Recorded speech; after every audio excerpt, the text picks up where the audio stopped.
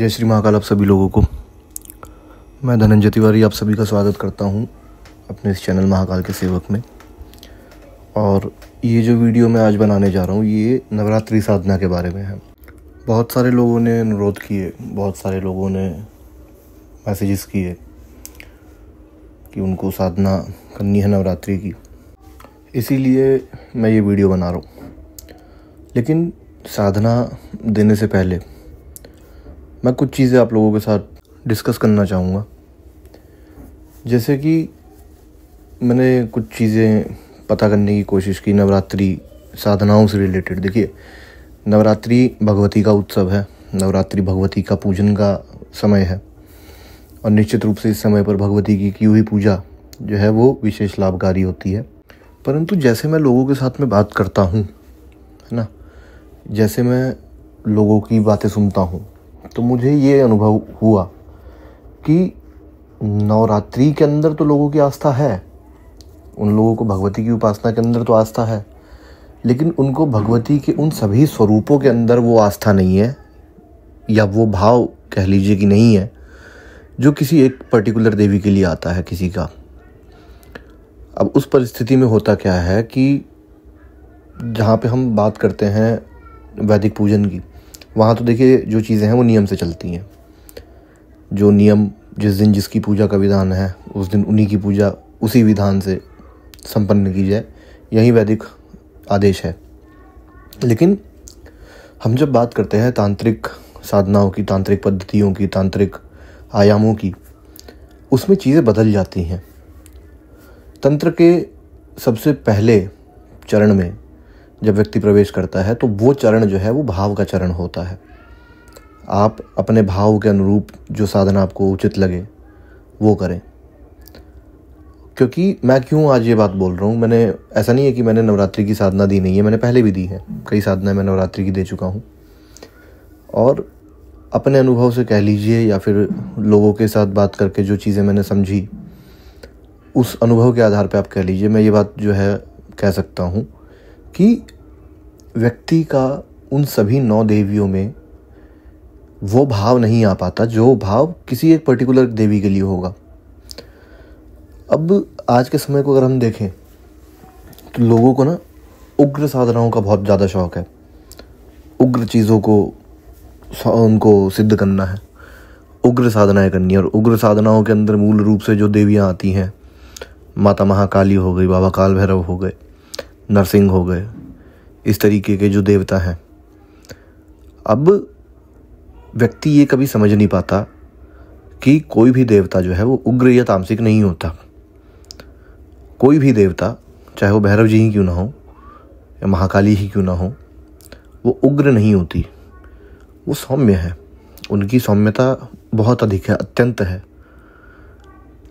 लेकिन हमारा भाव जो है वो ये कहता है कि नहीं, ये उग्र है और मैं ओम क्रीम कालिकाय नमः इस मंत्र की जगह पे मैं माता काली के किसी तांत्रोक्त मंत्र का जाप करना चाहूँगा जिसके अंदर बहुत सारे बीज मंत्र हों, होम होम फाट फाट प्रचंड प्रचंड रूपेण आगच्छ आगच्छ, इस तरीके से कोई मंत्र उन्हें दे दिया जाए। और उसके बाद में उस मंत्र से आकृष्ट होकर के अगर कोई गण माता की प्रकट हो गई या फिर उनके साथ में वो खिंची आ गई, तो फिर वो जीवन में चीज़ों को पलट देती है। और फिर व्यक्ति ये दोष देता है देवता के ऊपर कि भाई साहब मैंने ये साधना की थी और मेरे साथ में ये चीज़ें गलत हो गई। इसीलिए आज जो साधना मैं आपको देने जा रहा हूँ ये किसी एक देवी की नहीं है, ये 9 देवियों की साधना है। उन्हीं 9 देवियों की साधना जिनकी उपासना नवरात्रों में की जाती है। प्रथमम शैलपुत्रीम च, द्वितीयम ब्रह्मचारिणी, तृतीयम चंद्रघंटेति कुष्मांडेति, चतुर्थकम पंचमम स्कंदमातेति, षष्ठम कात्यायनीति च, सप्तमम कालरात्रिश्च महागौरी द्विजाष्टमम, नवमम सिद्धिदात्री च, नवदुर्गा प्रकृति। यही 9 दुर्गाएं हैं जिनकी उपासना चैत्र नवरात्रि में या शारदीय नवरात्रि में की जाती है। अब क्या होता है कि व्यक्ति पहले दिन माता शैलपुत्री की उपासना करता है, दूसरे दिन वो ब्रह्मचारिणी की उपासना करता है, इसी तरीके से क्रम से चलते हुए अंत में वो सिद्धिदात्री की उपासना पे नवरात्रि का समापन करता है। तो आज मैं यहाँ पे किसी एक देवी की साधना नहीं दे रहा, मैं साधना दे रहा हूँ उन सभी 9 देवियों की, उन सभी 9 देवियों के मंत्र इस समय आपको स्क्रीन पर दिख जाएंगे। उन सभी मंत्रों के साथ में जो विधि है वो विधि आपको इस समय स्क्रीन पर दिख रही होगी। आपका जिस भी देवी के प्रति भाव हो, मैं ये नहीं बोलूँगा कि आप 9 की 9 साधना एक साथ करो, है ना। आप एक ही को पकड़ो, किसी एक देवी को आप चुनो जिनकी आपको लगता है कि सबसे ज़्यादा आवश्यकता आपको है उनकी। अब किस आधार पर चुनाव किया जाए, सबसे बड़ा प्रश्न ये उठता है कि इन 9 देवियों में वो कौन सी देवी है जो मेरे लिए सर्वथा उपयुक्त है, किनकी उपासना मुझे करनी चाहिए। तो ये समझने के लिए, ये चुनाव करने के लिए आपको इस वीडियो को पूरा देखना पड़ेगा, क्योंकि इसके अंदर मैं उन 9 देवियों का तत्व जो है वो आप लोगों को बताने जा रहा हूँ। उस तत्व के आधार पर आप ये देखिए कि आपके तत्व के साथ आपका भाव किसके साथ अधिक जुड़ता है और किसकी साधना आप लोगों को करनी चाहिए। माता शैलपुत्री जो प्रथम है नवदुर्गाओं में, जो जिनके नाम का अर्थ है शैलपुत्री, अर्थात जो पर्वतराज हिमालय की पुत्री है। अब इनका तत्व क्या है, ये पर्वत की पुत्री है। यहाँ पे मैं ये नहीं बोलूँगा कि आप जगदम्बा स्वरूप में इनका ध्यान करें, आप पराम्बा स्वरूप में इनका ध्यान करें, नहीं, आप इनका ध्यान करें एक कन्या के रूप में जो कि पर्वतराज हिमालय की पुत्री है। पर्वत का मूल गुण जो होता है ना, वो स्थिरता होती है, दृढ़ता होती है, कठोरता होती है। वो कठोरता केवल कहने की नहीं है, वो कठोरता स्वभाव के लिए होती है, वो कठोरता नियमों के लिए होती है, वो कठोरता कार्य को लेकर के होती है कि आप जिस कार्य को करें उसके अंदर कठोरता से नियमों का पालन करें। जिस कार्य के अंदर आप लगे उसके अंदर कठोर मन से लगे। अगर आप न्याय करने जा रहे हैं तो आप अपना मन कठोर करके न्याय करें। ये सब कठोरता का तत्व है। तो आपको अगर अपने जीवन में स्थिरता, कठोरता, दृढ़ता, इन सब गुणों का आवश्यकता है, इन सब गुणों की आवश्यकता है, तो आप निश्चित रूप से माता शैलपुत्री की उपासना करिए। दूसरा स्वरूप है माता का ब्रह्मचारिणी।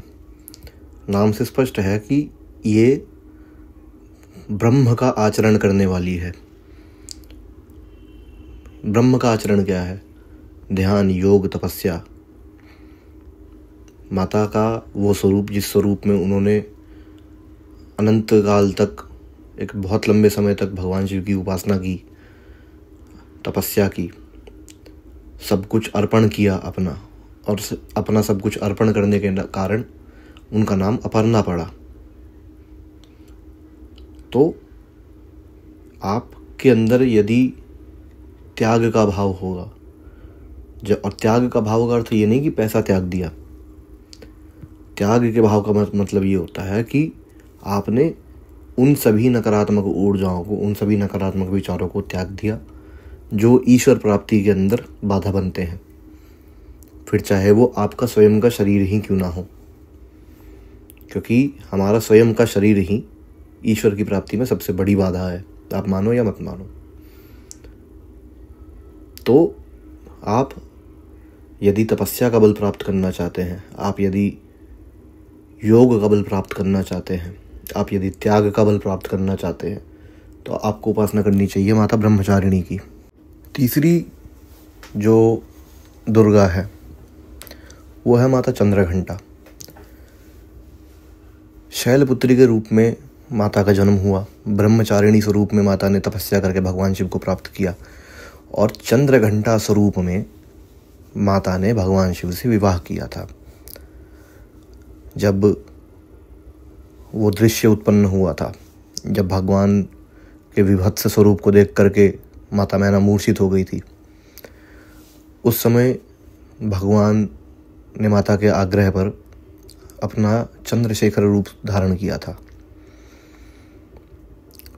चंद्रशेखर का मतलब वो नहीं होता जो आप लोग समझते हैं कि मतलब जिन्होंने चंद्रमा को अपने शिखर पर धारण किया है। चंद्रमा को शिखर पर धारण करने के कारण भगवान शिव चंद्रचूड़ कहे जाते हैं, चंद्रशेखर नहीं। चंद्रशेखर का मतलब ये होता है कि वो स्थान प्राप्त करना जो शिखर है सभी का, यानी कि चंद्रमा को भगवान शिव के मस्तक से बड़ा स्थान नहीं मिल सकता था, तो भगवान शिव के मस्तक पर विराजमान होकर के चंद्रमा को अपना शिखर प्राप्त हुआ, चंद्रमा को अपनी ऊंचाई प्राप्त हुई। उसी प्रकार भगवान शिव के उस चंद्रशेखर स्वरूप को के अनुपात में माता ने जिस स्वरूप को धारण किया था वो था चंद्रघंटा, जिनके शीश पर घंटे के आकार का अर्धचंद्र है। घंटे के आकार का चंद्र होने का अर्थ ये होता है, जिस प्रकार घंटे का नाद सभी प्रकार की नकारात्मक ऊर्जाओं को शरीर से दूर कर देता है, उसी प्रकार चंद्र घंटा की उपासना करने वाला व्यक्ति जो है वो हर प्रकार की नकारात्मक ऊर्जा, चाहे वो किसी इत्र योनि की शक्ति की ऊर्जा हो, चाहे वो किसी खंडित साधना की ऊर्जा हो, चाहे वो किसी भी अन्य प्रकार की चीज़ हो जो आपके जीवन में नकारात्मकता भर रही हो, उससे आपको मुक्ति देती है। दूसरी चीज़, जिनका विवाह नहीं हो रहा, जिनके विवाह में बाधाएं उत्पन्न हो जाती हैं किसी भी कारणवश, वो व्यक्ति माता चंद्रघंटा की उपासना करे और माता चंद्रघंटा के आशीर्वाद से, उनकी कृपा से उस व्यक्ति के जीवन में या उस स्त्री के जीवन में उनके उपयुक्त जो वर या वधू होंगे वो प्रकट होंगे। तो जिनके विवाह से संबंधित जिनकी परेशानियां हैं वो माता चंद्रघंटा की उपासना कर सकते हैं। चौथी दुर्गा है माता कुष्मांडा। कुष्मांडा अर्थात जिनकी मंद मुस्कान से ब्रह्मांड का सृजन होता है, वो है माता कुष्मांडा। तो यदि आप क्रिएटिव फील्ड में हैं, आप डांस के फील्ड में हैं, आप आर्ट के फील्ड में हैं, आप कला के क्षेत्र में हैं, तो आप माता कुष्मांडा की उपासना करें, उससे आपके उस तत्व को बल प्राप्त होगा और आप अपने उस क्षेत्र में उत्तम गति के साथ आगे बढ़ करके प्रगति करेंगे। माता का पंचम स्वरूप है स्कंद माता, यानी कि जो कार्तिकेय भगवान की माता है, जिनके साथ में समस्या रहती है संतान को लेकर के। अब संतान को लेकर के समस्या का अर्थ ये है कि ज़रूरी नहीं कि खाली एक ही समस्या होती है कि संतान उत्पन्न नहीं हो रही, नहीं। जिनकी संतान उनकी बात नहीं सुनती, जिनकी संतान के अंदर कोई ऐसी दिक्कत है जो नहीं होनी चाहिए, कोई बीमारी ऐसी है जो नहीं होनी चाहिए, जो उसको कष्ट दे रही है, उस परिस्थिति में जो माता है उस बालक की, वो उपासना करे माता स्कंद माता की। तो निश्चित रूप से भगवती की जब कृपा होगी, माता जब कृपा करेंगी, तो आपके उस बालक के साथ में जो भी तकलीफ़ है, जो भी दुख है, जो भी संताप है, वो नष्ट होंगे और संतान सुसंस्कारी, दीर्घायु और उत्तम गुणों से मंडित होगी। माता का छठा स्वरूप है कात्यायनी। महर्षि कात्यायन की पुत्री होने के कारण भगवती को कात्यायनी नाम से संबोधित किया जाता है। इस स्वरूप में यही स्वरूप है माता का जिसे महिषासुर मर्दिनी कहा जाता है।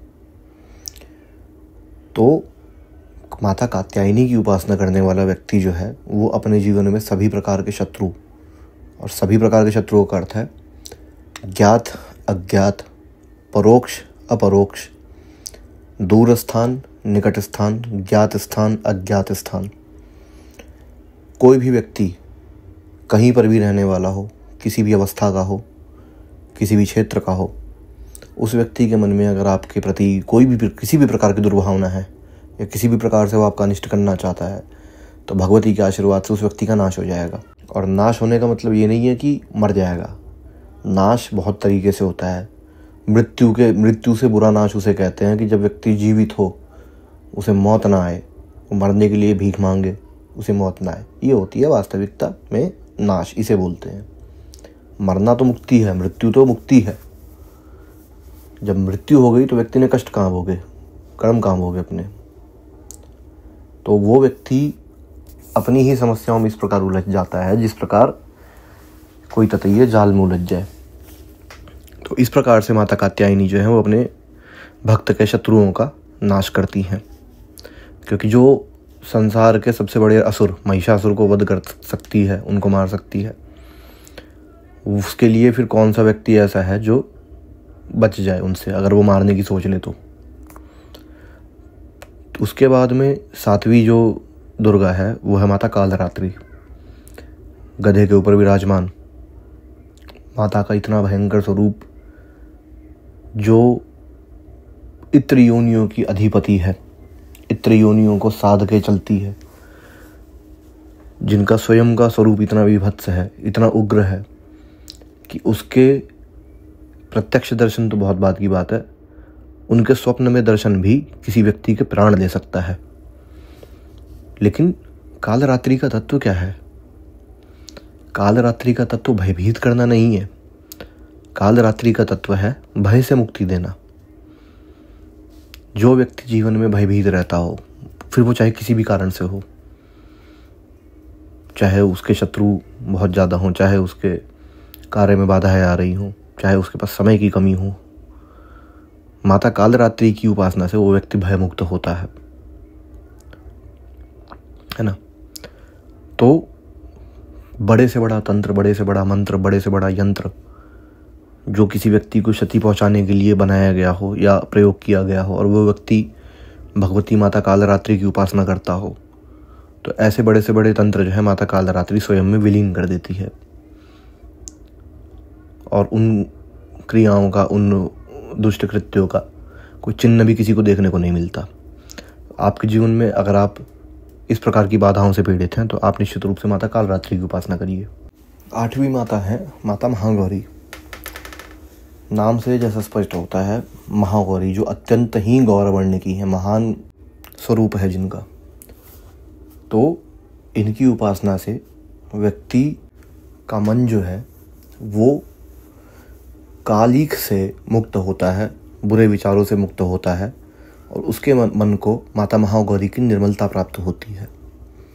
तो यदि आपका मन ऐसा है कि आपके मन में किसी के लिए अनिष्ट चलता हो, किसी का बुरा चलता हो, आप माता महागौरी की उपासना करिए, आपका वो अनिष्ट का भाव जो है किसी के इष्ट भाव में बदल जाएगा। आपके मन में सदा ये भाव रहेगा कि आप किसी का भला कर दें। उसके बाद जो माता आती हैं वो है माता सिद्धिदात्री, जो अष्ट सिद्धियों की प्रदात्री हैं। मैंने माता सिद्धिदात्री के ऊपर एक वीडियो बहुत पहले बनाई थी, बहुत शुरू में, जिसमें मैंने बताया था कि किस प्रकार जिन सिद्धियों की हम बात करते हैं वो सभी सिद्धियां जो है अष्ट महासिद्धियों के अंतर्गत आती हैं, और वो सभी अष्ट महासिद्धियां जो है वो माता सिद्धिदात्री प्रदान करती हैं। तो आप जिस भी प्रकार की सिद्धि प्राप्त करना चाहते हैं, आप माता सिद्धिदात्री की उपासना करिए।